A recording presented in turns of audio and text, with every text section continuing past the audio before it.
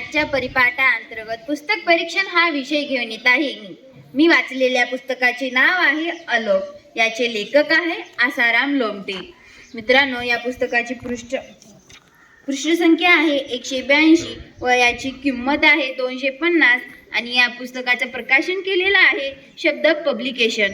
मित्रांनो, हा पुस्तक खूपच छान आहे. याचा मुखपृष्ठ बघा, अजीबच दिसतोय ना. यावर एक झाड दिसतोय आणि एक इथे माणूस बसलेला दिसतोय आणि याच्या मलपृष्ठावर थोडीशी माहिती दिलेली आहे. आपण नेहमी पुस्तक उचललं की आपण त्या पुस्तकाचं मुखपृष्ठ पाहतो आणि त्यातले चित्र पाहतो, तर आपण मलपृष्ठ सुद्धा पाहिले पाहिजेत. मलपृष्ठावरून सुद्धा आपल्याला खूप काही कळतं.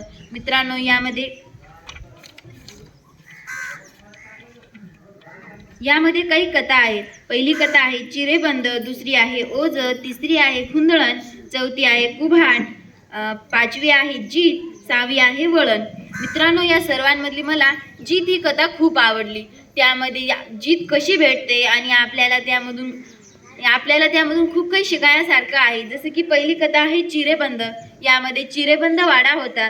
त्यामध्ये तो चिरेबंद वाडा कसा होता आणि त्यामधल्या त्या जुन्या गोष्टी कशा होत्या हे आम्हाला यामधून कळालं. आणि मित्रांनो, या पुस्तकामध्ये सर्व गावठी भाषा लिहिलेली आहे. आपण जी गावाकडे बोलतो, आपल्या माणसात बोलतो, ती भाषा यामध्ये दिलेली आहे. आणि मला तर या लेखकांची फार कमाल वाटते. हे म्हणजे यांना साहित्य अकादमी पुरस्कार भेटला आहे. मला या सरांचं खूप कौतुक वाटतं की ते असे कसे लिहित असतील. त्यांची लिहिण्याची शैली फारच सुंदर आहे. त्यामध्ये या ओझमध्ये त्यांनी लिहिलं आहे, शेळ्या सांभाळणं सोपं नसतं. सारा शिवार फिरावा लागतो. शेळी माणसाला कधीच एका जागेवर बसू देत नाही, सारखं उभं राहावं लागतं. असंच प्रसंग आमच्या सरांनी त्यांच्या जीवनामधला आम्हाला सांगितलं होतं.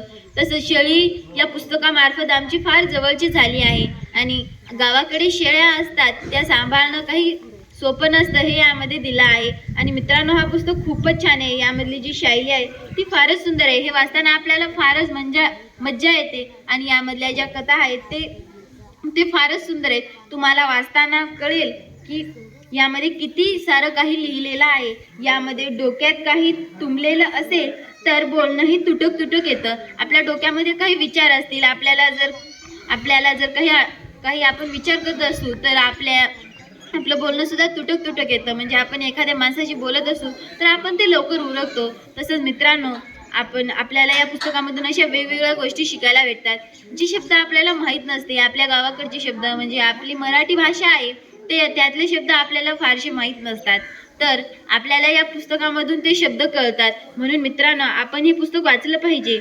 एकदा एखादी गोष्ट आपण तयार केली, ती आपल्यावर आपला जीव जडतो. पुन्हा तीच जतन करण्यासाठी आपण धडपडतो. एखादी गोष्ट जर आपल्याला हवी असली आणि आपण ती केली तर परत आपण त्याच दिशेने जातो.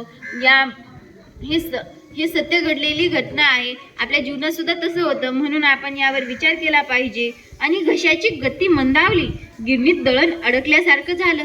मित्रांनो, हे लेखक सरळ लिहू शकत होते की तो माणूस हळूहळू जेवत होता, तर यांनी भाषेची शैली वापरली, एका लेखकाची शैली वापरली आणि किती सुंदर लिहिलं आहे. यामधले प्रत्येक शब्द ऐकल्यावर आपल्याला फार मज्जा येते.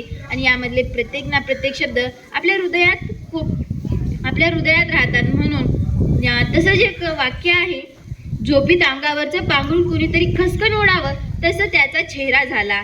तसंच मित्रांनो, यामध्ये ते सरळ लिहू शकत होते की त्यांना आश्चर्य वाटलं, त्यांना धक्का बसला, पण त्यांनी तसं न लिहिता किती सुंदर शब्द वापरले आहेत यामध्ये.